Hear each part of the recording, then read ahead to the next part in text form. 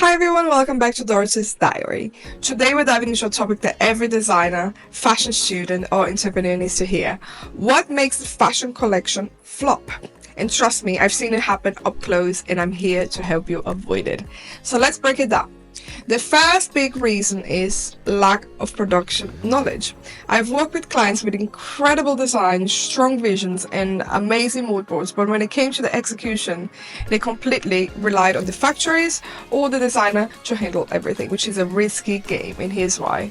They are under pressure to deliver quickly and they want to keep their costs low to protect their own margins, which can mean cutting corner on quality if you're not watching closely. On the other hand, the designer, no matter how talented, isn't a product developer. Designers are experts in making something look beautiful, but they often aren't deeply trained in the nitty-gritty technical realities of production. What materials would actually hold up, what construction methods are actually feasible, what are the times for sourcing, testing, sampling, and adjusting, and so on. So that's why having a strong production team, people who understand timelines, costs, and technical limitations is essential. They bridge the gap between creative dream and the manufacturing reality. I've seen collections fall apart simply because no one knew how to manage this side of the business, and it's just heartbreaking because the ideas were there but the execution just failed.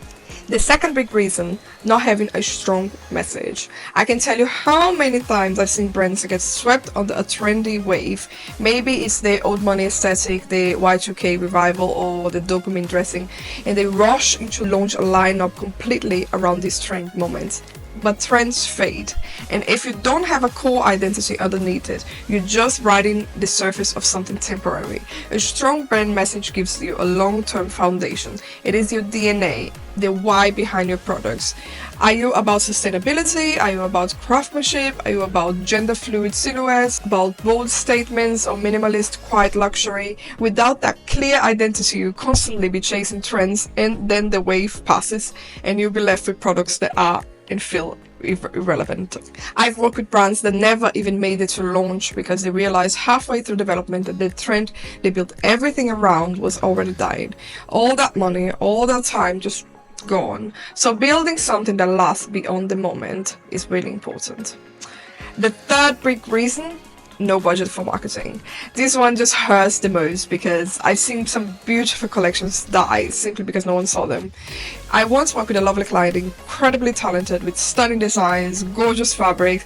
She put all her resources into perfecting the garments, but by the time production was finished, she had almost nothing left for photo shoots, social media, website design, and the result is she had a product, but she had no audience. So you need to think about the marketing as part of your collection budget, not an afterthought. Strong branding, storytelling, visuals, and digital presence are what brings the design to life for the customer. On the flip side, I've also seen brands put their money into glossy marketing campaigns but skip on the product quality. And yes, they might sell on the short term, but without quality, the customer loses the trust in the brand and they just don't come back. So balance is everything. You need both. You need a good product that's worth selling, and you need the tools to tell its story to the world. So to recap, the three biggest reasons I've seen collection flops are poor production knowledge, lack of strong brand message, and no budget for marketing. If you're dreaming to launch a collection line, learn from these mistakes, invest in the right people, know your brand DNA, and make sure your marketing is part of your conversation from the beginning, not just at the end. Have you faced any of these challenges, or have you seen them play into your journey? Drop your experience below. I would love to hear about them and share your insights. And as always, dream, inspire, design.